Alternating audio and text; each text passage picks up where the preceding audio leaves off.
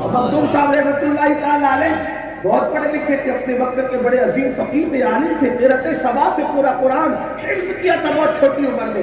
تو وہ قرآن کی ایک آیت کی تفسیر بیان کرتے ہیں. آیت ہے سورۃ النبا کی آخری آیت. اللہ فرماتا ہے وَيَقُولُ الْكَافِرُ يَا لَيْتَنِي كُنْتُ تُرَابًا. اس کا ظاہری مطلب اور مفہوم تو یہی ہے کیا کہ کافر اللہ کے عذاب کو قیامت کے دن دیکھیں گے تو حسرت سے کہیں گے یا لیتنی کنت ترابا، کہ کاش ہم مٹی ہو جائیں. تراب کا مطلب ہوتا ہے مٹی کی. صحیح، یہ ظاہری معنی ہو گئے، اس پر کسی کا اختلاف نہیں. لیکن میرے مخدوم اب اس کا ایک معنی اور بیان کر رہے ہیں جس کا مفہوم میں آپ کی خدمت میں پیش کر رہا ہوں، جس سے آپ کو تعلیم کی اہمیت کا اندازہ ہوگا.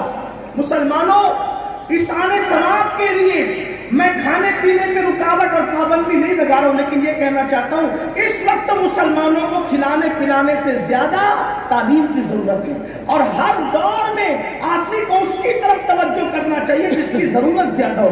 میں نے پھر کہا کہ کھلانے پلانے سے میں منع نہیں کر رہا ہوں، میری بات کو غلط رنگ نہ دینا، مفہوم مخالف مراد نہ لینا. مخدوم صاحب اب اس آیت کی تفسیر بیان کر رہے ہیں، اس کو میں بطور مفہوم پیش کر رہا ہوں کہ قیامت کے دن ایک بندہ ہوگا جس کا نام تراب ہوگا.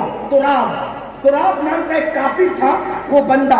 جب وہ تراب جنت میں جا رہا ہوگا تو تراب کو جنت میں جاتا دیکھ کر اس کی قوم کہے گی اے تراب، او تراب، تو ہماری قوم میں سے تھا، یعنی تو کافر تھا، تو جنت میں کیسے جا رہا ہے؟ تو تراب کہے گا کافر تھا، کافر ہوں نہیں. تو کہا وجہ؟ تب کافر، اب وہ تراب بتائے گا وجہ یہ ہے کہ میں رستے سے جا رہا تھا، رستے سے جاتے ہوئے میں نے دیکھا کہ ایک مسلمان کا بچہ علم دین کے لیے کچھ لکھ رہا ہے قلم سے، اس کا قلم گرا زمین پر.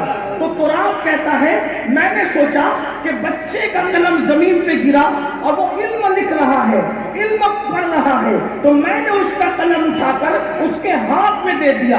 تراب کہے گا میں نے اس کا قلم اٹھا کر اس کے ہاتھ میں دے دیا. تو کیا ہوا؟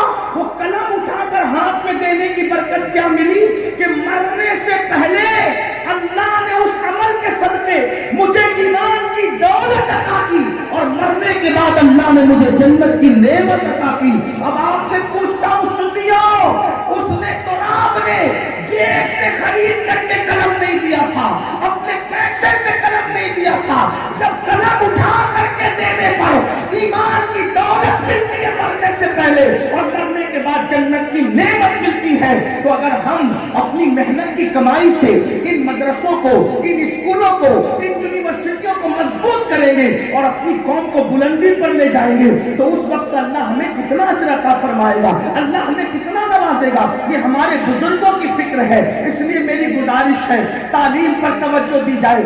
ڈاکٹر بھی بناؤ تو صرف BA مت بناؤ، بلکہ ڈاکٹر بناؤ تو اعلیٰ ڈگریاں دلاؤ. اپنے بچوں کو اسکول میں بھی اعلیٰ ڈگریاں دلاؤ، مدرسوں میں بھی اعلیٰ ڈگریاں دلاؤ.